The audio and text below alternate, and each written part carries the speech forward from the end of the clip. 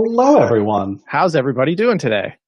I'm doing well. All right. Well, why don't you tell people who you are, Josh? I'm Josh Maltby. I work with Goblins and Growlers. We are a Richmond, Virginia-based D&D event company. So you can imagine that things are not super great for us right now. At least not super busy. Things are super great, but they're not super busy. That's true. Things could be significantly worse than we are. So we are blessed for that. We are trying to figure out, how to do things when there's not a whole lot of physical contact allowed. And some of what we've been doing is figuring out some more about podcasting, Twitch streaming, and various and other sundry ways in which we can all be in contact without being in contact. Go ahead and introduce yourself, Brandon. I am Brandon Dingus, and I am with Goblins and Growlers in Richmond, Virginia as well. I tend to focus a lot on doing sort of writing, editing, and planning for a lot of our content. Josh is sort of my writing partner on a lot of that stuff. He handles a lot of our event organization for the games that we're usually doing, but not currently doing. So really, Josh is just using this as a huge excuse to be lazy. And I guess relevant to our panels, in our actual play 5e podcast, I play over the hill pro wrestler, triple multi-classer Gravy Boat Barnes. Oh, that's fair. I also play a character in our actual play podcasts, the half-elf rogue Solinar Vacus, who had not been meant to be a bit of an edgelord, but wound up being a bit of an edgelord anyway. I think maybe that's just half-elf rogues for you. Or Josh Maltby. Maybe. Yeah. So I think we're going to start. We've got two panels scheduled. We've got actual play podcasting and Monstercraft, and I think we're going to start with actual play podcasting. Excellent. So you sent me a few notes on this. Mm-hmm. Do you want me to kind of address things and then you speak about them? Yeah. Why don't you moderate? Okay. Yeah. So to start out with, let's talk about the thing that everyone needs to have before they start doing any recording, which is equipment. How do you go about getting those, and what should you be focusing on? Well, I mean, for the people aspect, hopefully that's something that's sort of taken care of itself. You've got a dedicated group of people who are able to commit to playing regularly, and also I don't want to use the phrase good enough, but that's what I'm going to say. Good enough to be in like something that will be consumed by other people. How about comfortable? Comfortable is a good word. That's a much nicer word than where I was going with that. I'm going to adjust my camera really quick too. So you definitely want to have a player base that is going to be comfortable being on screen or on audio, comfortable receiving feedback after things have sort of gone out into the world. I know for us, like, I guess maybe a good way to start this is just sort of tell our story about how we got our podcast started. About 2 years ago, we started this business and started running games around Richmond, Virginia. And we started thinking about ways that we could market that and maybe grow our audience outside of Richmond. And the easiest way to do that, it seemed like, was for us to start a D&D podcast. There's tons of D&D podcasts out there. So parentheses, whenever you start one, it's going to be difficult to break through. But it can be a very rewarding creative endeavor, and it's brought a lot of eyes and ears to us that we wouldn't have otherwise gotten. So we, Alon, one of our other business partners, he and I got a beer one day and just sat down and started talking about how we're going to do this, what are we going to do? And we just started making some loose plans. We started recording at his dinner table in his old apartment, which was not a really great setup, and we'll talk about those kind of things in a minute. We found a DM who was super eager to do this for us, and that also sort of worked itself out as a business partnership for us. We recorded our pilot episode like 3 or 4 times, and then we finally started releasing it. We now have a studio space, a dedicated space for this. That we use to record and do various other things.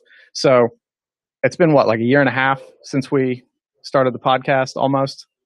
That sounds about right. I think we started releasing episodes December of 2017. Yeah, so we're coming up on 18 months, but we've got more than 10,000 downloads right now and more than 50 some episodes. Yeah, which is really cool. Now, regarding equipment, what equipment is most important when looking at a podcasting setup? A decent microphone. Like, you don't have to spend hundreds of thousands of dollars on all your audio setup, but everybody needs to have a decent mic. You're not going to be able to put out something that's got quality enough that people are going to want to sit and listen to it if you're just talking into your webcam mic that's built into your laptop. You can see here, I'm using actually right now one of the microphones that we use to record the podcast. These are, fairly decent quality mics. Like, these aren't like top of the line, but they're certainly not bottom of the barrel either. They do a great job. They give us really clear audio. In addition to using them for our podcasts, we use them for streaming, and I also use it to record the bonus podcasts that we have available on our Patreon. It's very hard to get bad quality audio with these. And I think that really needs to be sort of your first priority, getting your equipment set up in such a way that you can get clear audio. Because if you don't have clear audio, nobody's going to want to listen to it. Everything else can, like, we actually have a sound engineer who works for us on ours, but all of that is secondary. Like, you can tell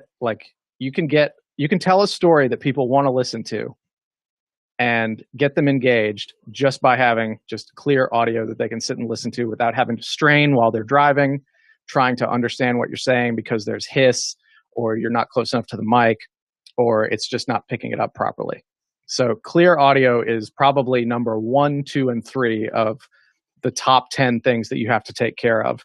And just get some, start out with some,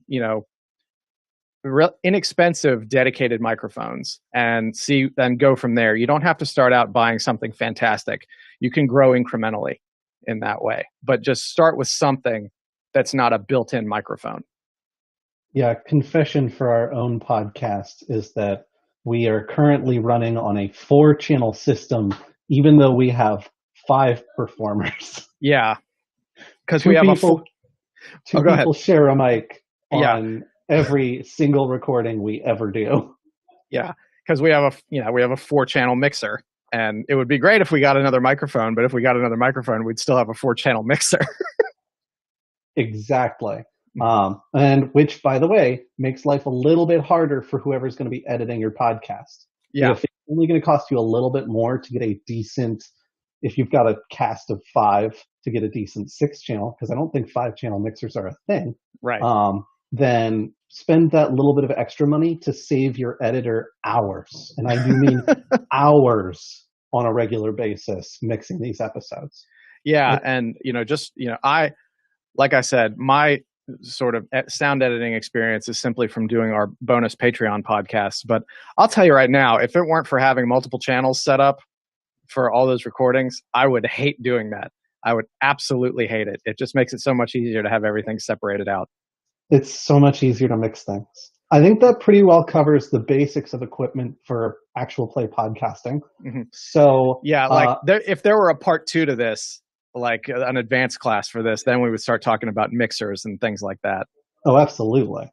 And maybe even specific models of things that you should be looking out for. But basically the idea is get yourself a decent microphone, nothing crazy expensive, and try to get enough mixer that you've got a channel for each of your performers, whether that's 4 or 5 or 6. Yeah. I suppose another thing we could talk about sort of related to that is recording platform. And you've got a couple of options there. I know this wasn't in the notes that I sent you, but I literally just thought of this. Mainly because it's connected to my struggles, like in the minutes before we went live, trying to make sure we were getting all this recorded. But you've got a couple options there. If you wanted to play through Roll20, you could do it that way and maybe record the window for that. Or you could use Open Broadcast Studio, which is a free software suite that is kind of sort of an industry standard for a lot of streamers. If you've never heard of it before, it's really easy to figure out. You can download it for free. You can set up your different audio and video inputs. set up an overlay, like if you were doing a Twitch stream or something like that. It's pretty easy to figure out. I always tell people, like, if you just spend 30 minutes hitting it with a rock, you're eventually going to figure out how it works. Mm-hmm. And there's lots of great tutorials out there. So Open Broadcast Studio, or OBS, is a fantastic option if you don't have some sort of professional recording suite software. And kind of in that vein, when you're starting to look at your platform that you're going to be releasing these episodes from, there are a lot of really great platforms for releasing podcasts on. Just make sure that you've got something. If you're already familiar with how a certain variety of website structure works, just make sure that you're picking something that works well with that variety of website structure. So speaking of where to put your podcast, what are your thoughts on recording? Where do you go and record? Do you do that in like someone's kitchen? Do you buy a small warehouse so that you can line it all with soundproof material? Yeah. We went through some growing pains on that because, like I mentioned at the top, we started out recording in Alon's dining room, which was actually a small section of Alon's living room in the very open plan front half of his old apartment. It was a rickety table that did not have enough space for all of us, and there were barely enough outlets to get everything plugged in that we needed to without having a bunch of outlets hanging or a bunch of extension cords. It kind of sucked because, like I mentioned earlier, we recorded our pilot a couple of times, so it was a couple of times having to go back to his apartment, tear up his dining room, clamp mics to the table, try to get everybody situated. And that, after that experience, that's what really got me thinking about us needing some sort of dedicated space to do this. So I started poking around trying to find some sort of office or studio space for us. And we ended up getting kind of lucky, and we found an open studio space that is not terribly expensive in an art gallery. And believe it or not, they let us rent. Like I was worried that it would be like a juried thing, and they'd be like, "Oh, well, we're going to have to see your work and all this stuff." They're like, no, just cut us a check. We're good. They're great. They've been great hosts for us. We really love the studio space, but the benefit of it is we have a table set up in here, and we can set up the mics, and for the most part, just leave them set up. We're comfortable with it. Everybody sort of knows where they sit. We've got assigned seating. We don't have anything in the way of soundproofing. We have 2 cinder block walls in here and then 2 drywall walls, but we also have, our own door and everything. So we tend not to get too much interference from outside noise. Occasionally a train will go by and we'll have to stop talking, or there'll be some sort of police action occurring not too far from us, and we'll have to stop for a few minutes. And we always have to shut off the AC or the heater for our area of the gallery while we're recording. But I don't think you need to do anything like super invasive. If, like, let's say you decide you're going to do this in like a spare bedroom at your house, you're like, well, I don't use that room, so I can make it a dedicated space for this recording. I don't think you're going to need to be putting up all kinds of stuff on the walls. You might want to, depending, if you've got small children or animals that are making a lot of noise, you may want to put some sort of sound deadening thing up there. But as long as you got solid mics and you're not trying to talk over police sirens going on outside, I think you're going to be okay. Basically, it's if you have the more dedicated space you can have, and the further away from things like road noise it is, the less editing things out that your sound engineer will have to do, which they're already going to be spending several hours per hour of podcast you release doing editing. Well, and let's be clear about this. If you're just starting an actual play podcast, your sound engineer is going to be you, because nobody else is going to have the buy-in to do that kind of work. It's true. So let's talk a little bit about, you talked early about how you want a group of people who are going to be comfortable with this. Mm-hmm. But let's talk a little bit about how those people are going to need to be committed as well. Right. Go ahead. Both their time and to their character. Right. Let's talk about time first. Nothing is going to kill your podcast faster than not having regular episode releases. People will immediately forget about you. You will fall off the top of their mind. they'll delete you from their podcast feeds after 4 or 5 weeks of not seeing anything from you. So you have to have people who are dedicated, and because if you're if you, the person who's decided to start this podcast, is sort of the prime mover here, you're going to be the editor, you're going to be the producer, you're probably going to be the DM, but you have to look at it from a producer aspect too. You have to make sure your people are there on a regular schedule to record, and you have to make sure that you are doing the editing in a sustainable way so you can maintain your release schedule. And that's kind of up to you to decide what works for you. Will you be able to reliably release 1 episode a month? Because if you say yes to that, that's better than saying I'm going to be able to release, 2 episodes a month, but every once in a while you miss that. Like, don't say you're going to make a weekly podcast if you don't know that you have the time and energy to be able to do the recording and editing to hit those weekly release schedules. That's tricky. Yeah. And it's also worth noting that you need to make time not just for the recording itself, but for breaks in between episodes, for warming up beforehand, and for discussing how things went after the fact. So it's not just, if you're going to record 3 hours of podcast, you're not going to be in the studio for 3 hours. You're probably going to be in the studio for closer to 4.5 or 5. Yeah, that's what usually happens with us. We record twice a month, every other Tuesday, usually from about 7:30 until 11:30. And you also have to factor in time for goofing around, because nobody's going to be entirely like on point for the entire time. So you have to build in a little like stress release time for that kind of thing. But when you're talking to people about wanting to be involved in your podcast, make sure they understand what the time commitment is, because you don't want to get somebody involved and then after a couple months they're like, hey, I really just don't have the time to do this. I mean, I have listened to so many podcasts that have started out really promising, and then they just sort of like peter out because people couldn't get together to record.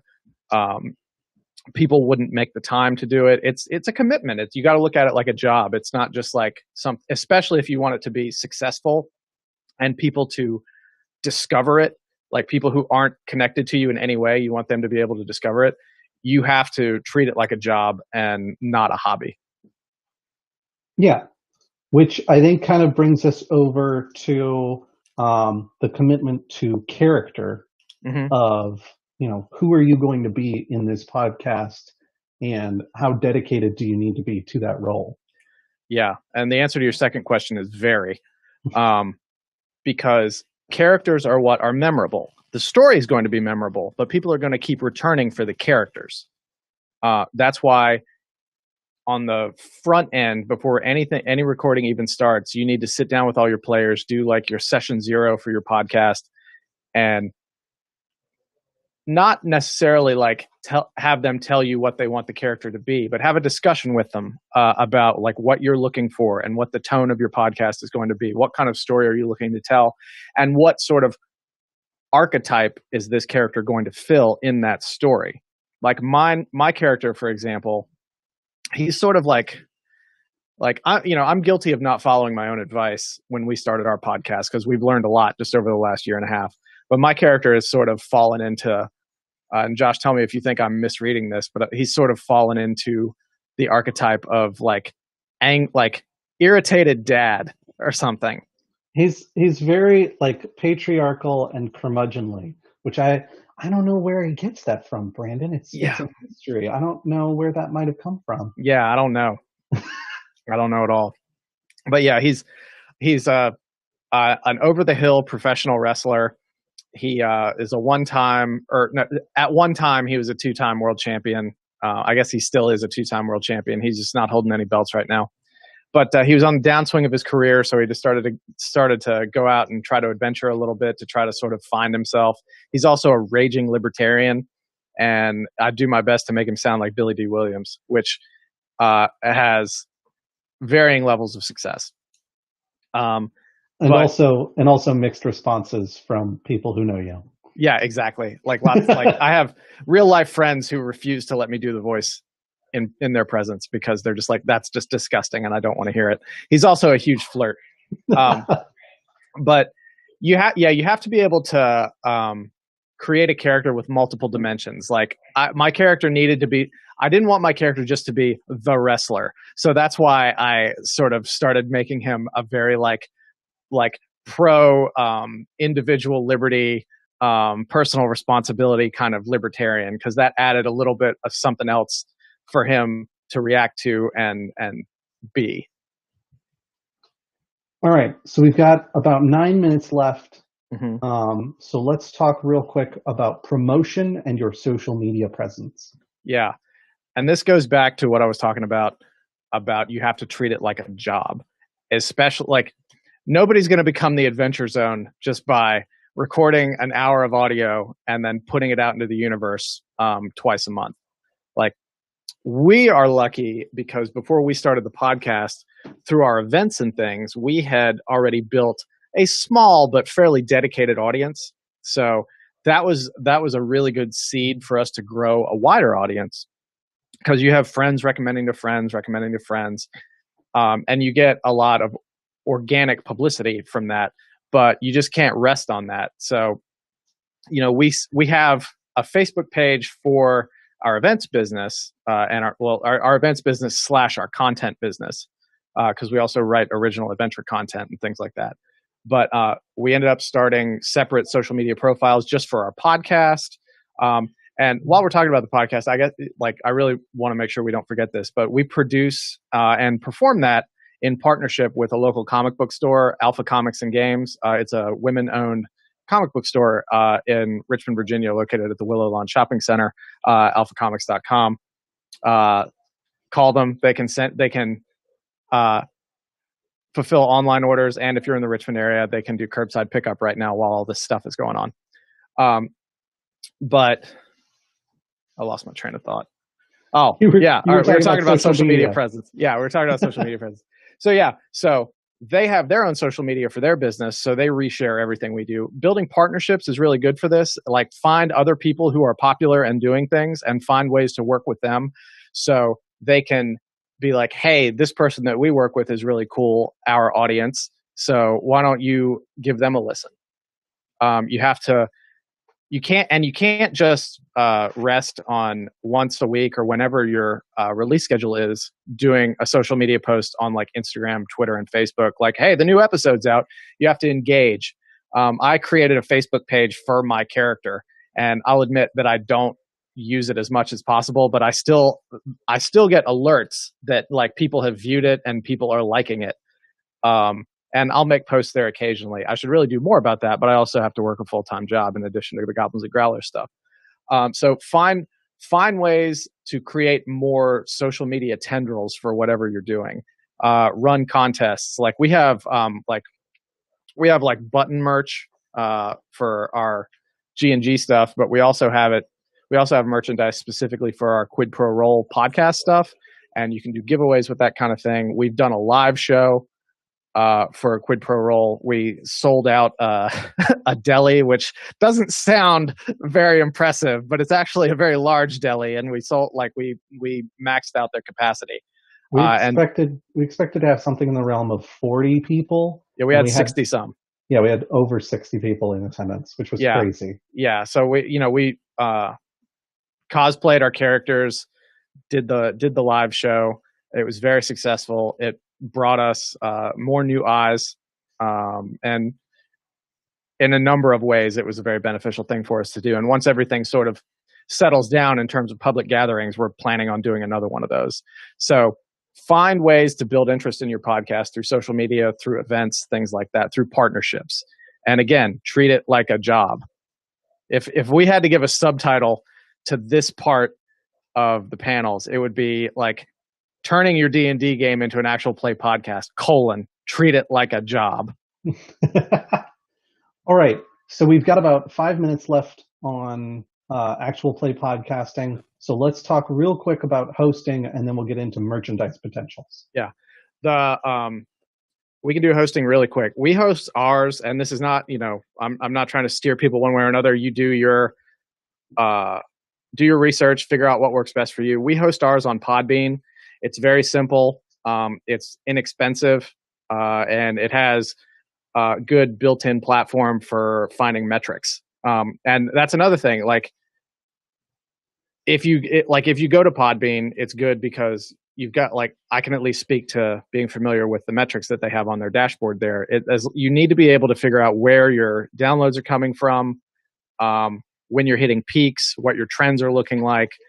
Because you can't have success without having the data to tell you what you need to do better or what you need to double down on because it's already working well. There are ways you can do hosting for free. Like, I know a lot of, not necessarily a lot, but some podcasters have found a way to do their hosting on archive.org for free. I wouldn't recommend that. If you want to do it for reals, pay the, $10 a month for your hosting. If that's, the mics will be an upfront capital cost, but after that, really your only monthly expense for doing this should be $10 a month or so for hosting. Yeah. So let's move over into merchandise possibilities. Mm-hmm. Be shameless. Be shameless. If you've got a catchphrase that's catching on, make a button out of it. If you've got a logo, make a t-shirt out of it. You can look at Josh right there. He's repping the QPR t-shirt. Yes. Check out this t-shirt. Mm-hmm. You can very simply make designs and put them up on a place like Cafe Press or Zazzle or something like that. So they'll do drop shipping. Your profit margin won't be super high, but it'll be more awareness of your brand. Don't try to come up with all kinds of stupid stuff. Make sure it's natural. But really, the opportunities are kind of limitless there, especially if you're not putting money up front for all your merchandise. We do that for some of our things just because it's a better deal to pay lower per item and then turn around and sell it. But you can certainly do like drop shipping, like Zazzle or Cafe Press. Make a few bucks per shirt that you wouldn't have made otherwise, and you'll know that people are out there wearing your stuff. Well, for us, it wasn't just about, making things inexpensive. We also almost exclusively get our merchandise from local t-shirt printers, Mm-hmm. Local paper presses, things like that, as much as we can. Yeah. Where it's cost effective. And I would certainly encourage people to do that when possible. We have the benefit of having like another business to help support the podcast. So other people may just need to go for cheapest option if they're trying to get something off the ground. Oh, absolutely. All right. So we've got a couple minutes left. Is there anything that you thought of while we were kind of going through here that you want to add on kind of on the tail end here? Not really, other than just doubling down on the idea that this is if you do this and you're going to do it well, it's going to be a job. You have to be the driving force to encourage people and convince them to come out and do this on a regular schedule with you. You have to be the editor. You have to be the producer. Have like 4 or 5 episodes in the can before you start releasing anything. And when you do start releasing things, don't just release 1 episode, release 2. Because that way, if people like it, they'll immediately have something else to listen to, and that'll keep them on the hook for the next release. So really what you're saying is produce 7 episodes, release 2 of them, so that you've got 5 in the back pocket for when something inevitably goes awry. Yeah. Like, how many episodes do we have in the can right now? Produced? No, just raw audio. Oh, raw audio we've got, I think 5. Which is because we haven't been able to record lately. Yeah, I'm that's hoping to figure that out normally we have like 8 or 9 of raw audio. That we're just waiting to edit. There was a point where I think we were sitting on like 12 or 14. That was crazy. That was crazy. But yeah, in a nutshell, that's sort of our how to get your actual play podcast off the ground. If you have any more questions, please shoot us a message. You can find us on Facebook. Or contact at goblinsandgrowlers.com. Search for Goblins and Growlers or Quid Pro Roll.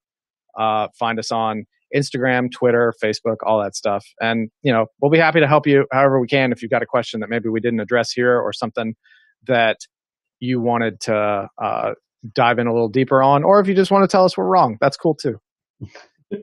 And good news, at the end of my presentation, Alon was so kind as to give me a splash page that has all of our social media and websites and things like that on it. Oh, fantastic. To make all of this very easy for everyone. Mm-hmm. So I'm going to go ahead and share up my screen. Okay. Because as we transition into the second panel, you're talking about the actual play podcasting. I'm talking about becoming a master monster crafter. Bom, bom, bom. And let's give a quick shout out to Feral Fox. There are artists that work with us, and they design all the artwork for anything that we come up with pretty much. And they made this design. I think of us, you are our most artistic person, Brandon. And I know for a fact that it would take you a very long time to come up with anything this pretty. And I could never execute it either. I'm like a very poor digital artist. All right. So starting off at the top, I've got 5 steps to how we get this done. A quick reminder that we are Goblins and Growlers, just in case you're tuning in kind of at the halfway mark to check out Monster Crafting. We do event hosting for building inclusive community here in Richmond, Virginia. And we've got a ton of professional DMs that we exclusively work with local businesses, places like Alpha Comics and Games for when we're trying to send people to pick up their books. We've got a couple of breweries around town that we support by hosting events there. And, it's a great way to kind of expand yourself out into the community and take D&D from being something that you do at home with your close circuit of friends to being something even more social and even more public. Mm-hmm. So I have, for crafting any monster I do. Yeah.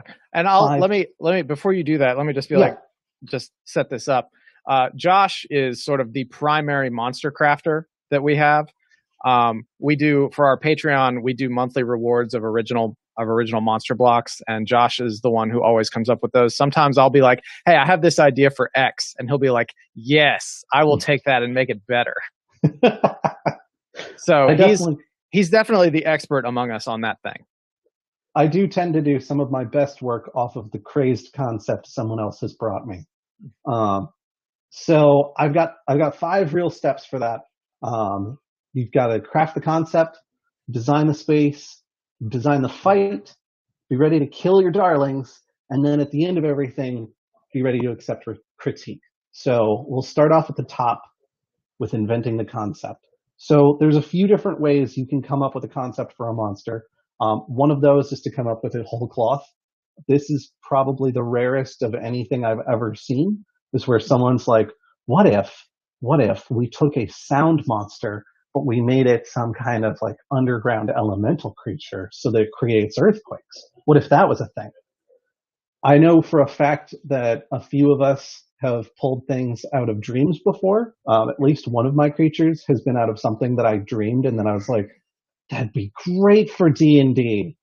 And of course, the most common is where you take someone else's idea that you saw like in a book or on a movie or on a TV show, and you kind of twist it to make it your own, and also to make it something that fits well in your universe. And I notice on your slide, it says steel, and you are rewording it as you're talking.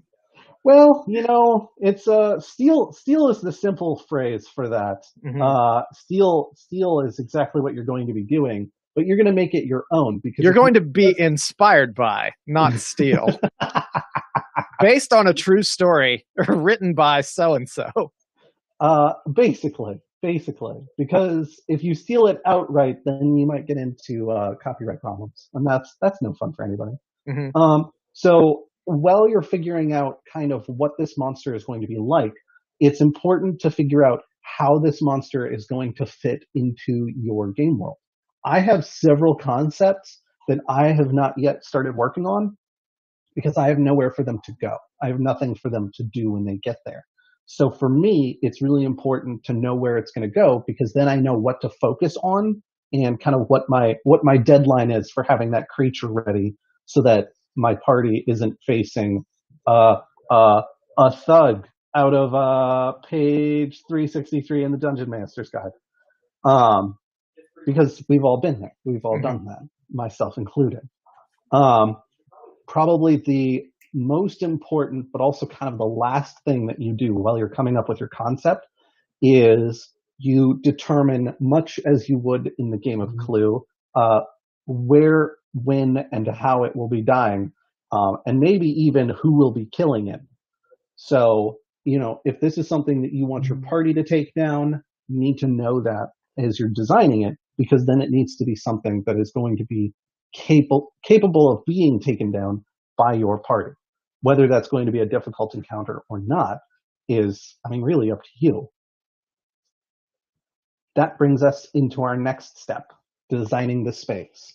So we all know a lot about sports, being huge nerds. So we all know that when you're on your home field, you actually have an advantage because that's where you do all of your practicing. Those are the weather conditions in which you are most familiar. And then on top of that, you're most likely to have people cheering you on. The same is true for monsters. There are advantages and disadvantages that a monster might have when they are in their own territory versus someone else's. The illustration of the giant ant that we did for a one-page dungeon is really perfect here, because an ant inside its own lair could be incredibly dangerous. Let's be clear. That was not a giant ant. The whole party was shrunk down. It was a regular sized ant. It's all in perspective, right? Regular for people who hadn't been shrunk all the way down. Right. So in an ant's lair, an ant is significantly more dangerous than if you, say, encountered a giant ant in the middle of the ocean. There's a lot of things that an ant can do inside an anthill that it's not going to be able to do in some other places, or that it won't be able to do as well. Additionally, you might have things like the monster might have familiarity with the territory, which makes it better able to maneuver through that territory for running fights. That's where we get into the encounter elements. So you've got two categories of encounter elements. You've got active and you've got passive. An active encounter element would be something like an ability that your monster has, such as a dragon having fire breath, or perhaps even henchmen that might be available inside the structure that, the crime boss can ring a bell and all of a sudden 4 thugs just materialize out of various doorways around you guys. Those are great examples of active encounter elements. And personally, I would find a blend of both, because every monster should have something that's going to be actively harassing your party, as well as having things that are passively harassing your party, such as the terrain being more difficult for creatures that aren't made for it, or things like perhaps there's reduced visibility, or even if there's traps and things like that just exist within the space. Those are all great examples of passive encounter elements that you can add in to threaten your party a little bit more without necessarily boosting up the power of your monsters. I find that keeping those two things, as you're crafting the encounter, it's important to keep those two things kind of together. But then when you're actually thinking about the monster itself, you want to separate them out a little more, because maybe you want to use this particular monster block in other places, in which case they're not going to have the advantage of ringing a bell and having a ton of dudes materialize, unless it's literally a magic bell of materializing dudes. Now there's a nice magical item that we can come up with. It's D&D, man. Your imagination's the only real limit. Mm-hmm. All right. When you're going to go and design the fight, I've got a few different things that you want to pay attention to. You want to know why it's going to fight. So if it's a beast or something like that, maybe it's hungry. Maybe you're intruding on its territory. Maybe it's lost and is going to be extra defensive because it's lost and it knows that it's, in danger. It could be something like a boss, like a big bad evil guy, having some sort of motivation, such as like, oh, the party slayed like my cousin in the neighboring county, and so I need to bring them down. When you make those decisions, that informs for you when the party interacts with that monster, what they can expect as far as, is it going to attack them outright, or do they need to do something to set it off before it starts combat? And though that's one of the most important steps, which is why I put it first, because if you don't know that, then you don't know what your encounter is going to start out looking like. Next, you want to figure out how it's going to fight. Is it going to spit acid? Is it going to throw knives? Is it going to spit acid knives? Like, all of these things are important questions to be asking yourself, because once you go to figure out what is this fight going to look like, how is this going to affect my player characters, you want to be playing off of their weaknesses and strengths in such a way that the monster itself will not only be a threat, but will be a threat that feels more designed for them. Next, you need to know if it's going to die fighting. I have a pretty solid rule that most sentient creatures, especially people that have society and things like that, they're not really interested in dying. They're mostly fighting for a reason such as protecting their homes. If it looks like they're going to die, they would sooner surrender, unless surrender is not an option, or if surrender means something worse for them than death. Like, if you're going to take their entire way of life from them, they may fight to the death just because you're going to threaten their way of life. But if it's, say, a beast or something like that, maybe it takes a couple of hits and runs. Maybe it's a short encounter because it wants the drop on them, and it not having the drop on them is going to be like, well, maybe I'll try this again 4 more miles down the traveling highway. And then finally, what is it fighting for? This is where you determine those things, like the villager who is defending their village, and really they want the party to leave. Well, that for you is going to indicate if your party decides to make another decision, such as halfway through the fight trying to negotiate, or halfway through the fight they decide to flee. Is that villager really going to come out of their house and chase the party down the road throwing spears at them? Probably not, because the villager just wanted them gone. The villager just wants to defend. If you can determine all of those 4 questions, then you'll know exactly how your monster's going to behave once combat starts looking like it's going to come around. And I do a lot of this rule keeping for my NPCs as well, because players will throw you curveballs. NPCs that I never thought would be in combat end up in combat. Which, when you're making a monster, you want to make that monster a credible threat to your party. If you're throwing goons at them as basically the big bad evil guy is throwing his cannon fodder at you to slow you down, not only is that frustrating for you, because you're like, okay, this should probably take them like 2 or 3 rounds of combat, and then either everyone hits so hard that it all dies instantly, or everyone's missing, and what should have been a 2 or 3 round of combat encounter turns into a 20 round of combat. Oh God, we almost party wiped. You want it to be that credible threat right off the bat, so that your players, not just your player characters, but your players don't feel like you're wasting their time.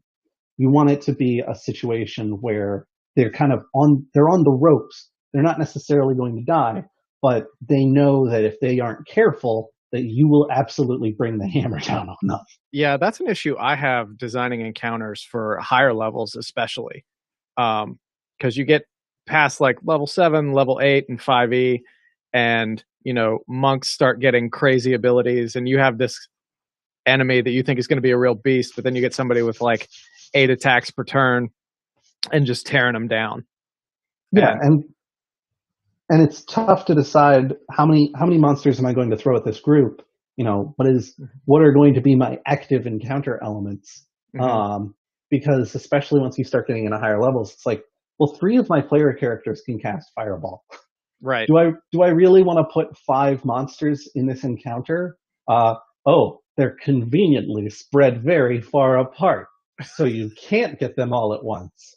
And they're like, okay, well, the fighter rushes in to kind of draw them all to one point. They're all archers now. Wait a minute, I thought they were gelatinous cubes. The gelatinous cubes are firing acid bolts. They're spitting acid knives. The acid knives, no. All right. Moving from there, you need to be ready to kill your darlings, or more importantly, let your players kill your darlings. Because when it comes right down to it, no matter how cool the monster you craft is, it's still a monster, and your players are probably still going to want it dead or on their side. And either way, you're going to need to be ready to end its life somehow or another. So first, you want to figure out what your end game is for this monster. Is it something that's just an encounter to kind of build out the world a little bit, to make the players see what a dangerous area this jungle on the eastern side of the continent is, why people say that adventurers go there but most never come back, like those sorts of things? Is it just to establish a sense of danger, or is it there to illustrate something a little more? Is it there to make the players feel like jerks when they find out that the roving band of mercenaries they just killed because they had a captive? It turns out the captive is actually an evil wizard, and they just killed basically another party of adventurers because they didn't stop to ask questions. Like, what is your end game for this monster? Is going to help you make a lot of decisions about what that encounter winds up looking like as it's coming to its tail end. How those characters are going to interact, how those monsters are going to interact with your characters. Part of that is figuring out how important that monster is to your narrative and to your world. If it's something that's going to be integrally important, then you need to make the encounter feel just as important. It's not really satisfying to have what's supposed to be big bad evil guy show up in the second adventure and then have to run away because people keep hitting him with arrows and acid knives and other things. And he's just losing health way too quickly. Mm-hmm. Which brings me to my next point. If you are going to put a monster into the field of play, then you need to be ready to have that moment where, I'm sure we've all seen it in films and other media, where the plucky young adventurers have finally found the big evil villain in his moment of triumph. He's holding aloft the magic doodad and saying, "Now my power is complete. You'll never defeat me." And then 3 minutes later is yelling, "No, this is impossible." You don't want to be the person saying that behind the DM screen. Because if you're saying that, then that means that the next 3 arcs of your adventure, wherein that monster was supposed to be, the big bad evil guy, that's going to need some rewriting. Josh, I have a question. Yes. Related to that. How do you feel about letting the narrative supersede the stats in those kind of situations? Because I know I've run games where maybe the party they were a little bit more powerful than I was expecting, or they got a little bit more creative than I was expecting, and they were able to really put a wallop on somebody who was supposed to reappear later as the big evil person. But I just sort of like mentally adjusted that person's stats, knowing that it would serve a greater narrative purpose later. I think so. There's a couple of sides to this. Thing number one is that if you're going to be putting a monster like this into play and you want it to be a big brutal fight, and you've completely underestimated the craftiness of your player characters, then you either need to adjust the encounter, as you're saying, and make it a little more intense that way, or you need to accept the fact that that monster just wasn't as bad of a dude as they thought he was. Which is my next point: always have a backup, because all of us inevitably will ignore that third bullet point and put a big bad evil guy into the adventure because the party's only level 1. They're not going to be able to kill this level 6 wizard. He's way too powerful. Oh god, they just did 3 crits in a row, and he just crit fumbled twice in a row, and I don't know. That wasn't that wasn't the big bad evil guy. That was just a lieutenant. That's all that was. Don't you all worry about that. My plot is still fully intact. No one sweat it. Because your players don't know what exact, well, they shouldn't, I should say, know exactly what is on your notebook, because then you can easily pass off the old, oh, the big bad evil guy. He was a lieutenant of a bigger, badder evil guy. Eviler guy. Congratulations, you are now in a shonen anime. Welcome to Dragon Ball Z, the Dungeons and Dragons edition.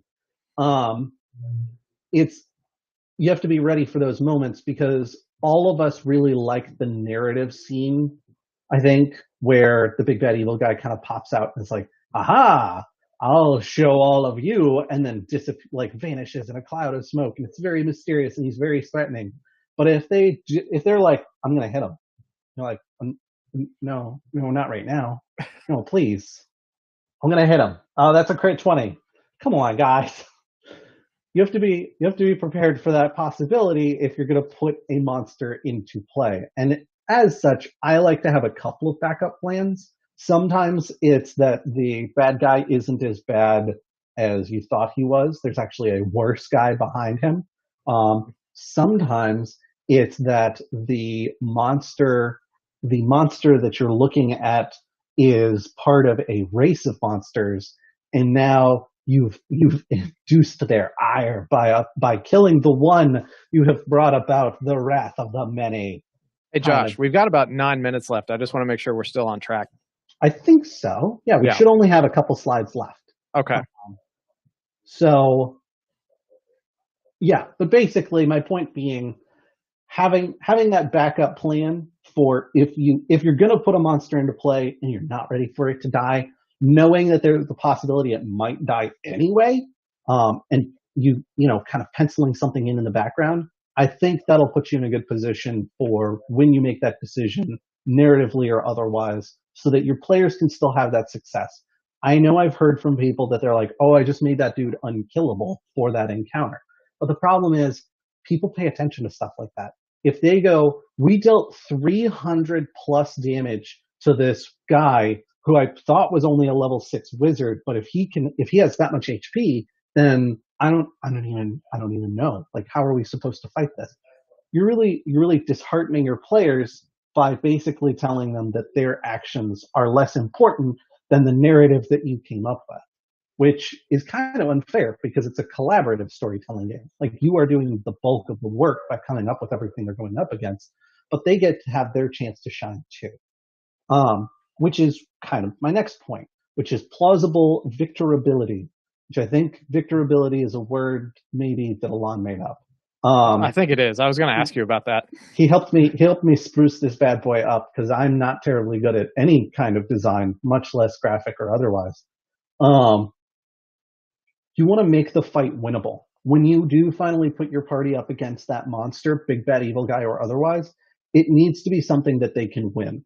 I have been guilty of a couple of times in the past coming up with encounters that the party can't win because they're not allowed to. My narrative's that important.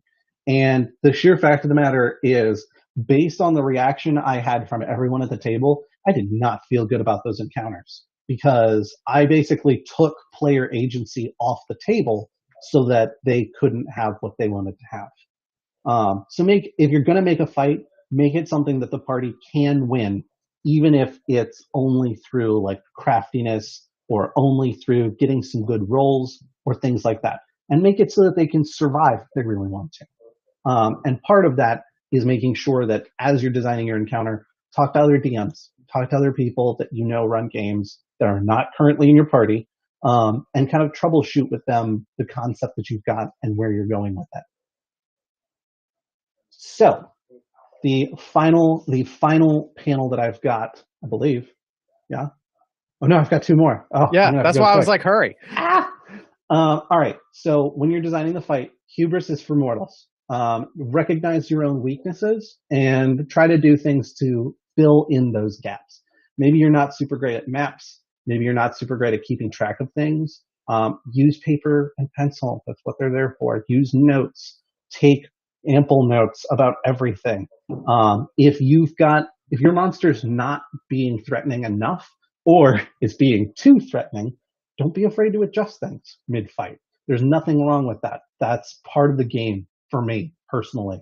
And if your monster goes down way, way too fast, then your party is going to be like, well, that was kind of disappointing. We were all geared up for this. We cast all of our buff spells. We wasted so many magic items. That was my plan all along. When you're looking back at the fight, see if you can determine if you got what you wanted out of that fight. And if you didn't, what you might have been able to do differently so that you could have. And see if the party got what they wanted out of that fight. And if they didn't, what you might be able to do differently so that their satisfaction can also be a little higher. And post-fight is also a great time to talk to other DMs, because I know for me personally, there's been a lot of instances where I go, I had this idea and I thought I implemented it really well, but here's what wound up happening. And they'll be like, well, did you tell them that there was a slot in the door that you could put the bauble into so that it would unlock the door? And I was like, I did not. And they're like, well, maybe that's the thing you need for the future. I'm not great at puzzles. If you didn't catch that on that story. So that covers my presentation. These are all of our links to things. We've got a Discord, we've got an Instagram, a Facebook, our own Twitch, which we are currently rehosting this very stream on. Mm-hmm. Hello, Growling Goblin Studios fans. Hello. And then we've also got our own actual play podcast that is DM'd by Alex Smith of Alpha Comics and Games here in Willow Lawn in Richmond, Virginia. And they do all kinds of D&D stuff. They do a lot of Magic the Gathering stuff. Right now, with everything being like it is, they're doing curbside pickup as well as online ordering. So if you are a comics fan or if you are a gaming fan, give them a look, because they're really cool and they do a lot of really cool community stuff with us. And also missing from this list is our Patreon. Let me make sure that's not on. Nope, that's right back to the top. Yeah, patreon.com/Goblins Growlers. We create original adventure content. We have a variety of tiers. It's very cool. It helps support us in creating, building inclusive gaming communities and creating original content for people. Yeah. So if you liked everything that you saw here today, definitely check us out in some of these other places. Yeah, join our Discord especially. There's a lot of really good conversation that goes on there. Yeah, I didn't see anything in the way of questions except for whether or not there was free pastrami at the New York Deli game. So if you have questions or considerations, or you just wanted to give either of us some notes, I am Puninar Gaffis on our Discord right now. And Brandon, I believe you are the Fresh Prince of Tel-Air. Or no, I changed it. I'm Tennessee Butler now. Oh yes, Tennessee Butler. Oh my word. Yeah. Definitely, if you enjoy our goofy, rambling stylings, then check out our podcast, Good for a Roll, because there's a lot of that in there, and it's basically just a group of friends having a ton of fun in this really expansive and beautiful world that Alex has created. Yeah, and tomorrow, I think at 5:15, some of us will be back for live plays going on in the evening. That is correct. Alon and Phil and some special guests that Alon has put together will be back running a one-shot adventure tomorrow at 5:15. All right. And also, right now, we've got, for this weekend, we've got a special free shipping deal for the continental United States going on at our Big Cartel store, goblinsandgrowlers.bigcartel.com. If you go there and put in the discount code crowd control, it'll be free shipping for you, as long as you're not in Alaska, Hawaii, or another country. And then we're still willing to ship it. It's just going to cost you something. Yeah. Hey everyone, I'm back in here. That's awesome. Thank you so much for presenting today and being timely with everything. You guys were perfectly spaced out with everything you did. And we try to be pro, man. I was totally pro. And thanks for putting a code up on your shop. Feel free to share it in the Discord so anyone that's chatting in there can see it. You know, share a link straight to the store. I know we've got you on the vendors page, but that would be cool too. And awesome. really appreciate your spending your time with us, and look forward to the game tomorrow. All right. Well, thanks a lot. Thank you so much. I hope the rest of con is a ton of fun for everybody. So far, so good. Thanks a lot, guys. See you tomorrow.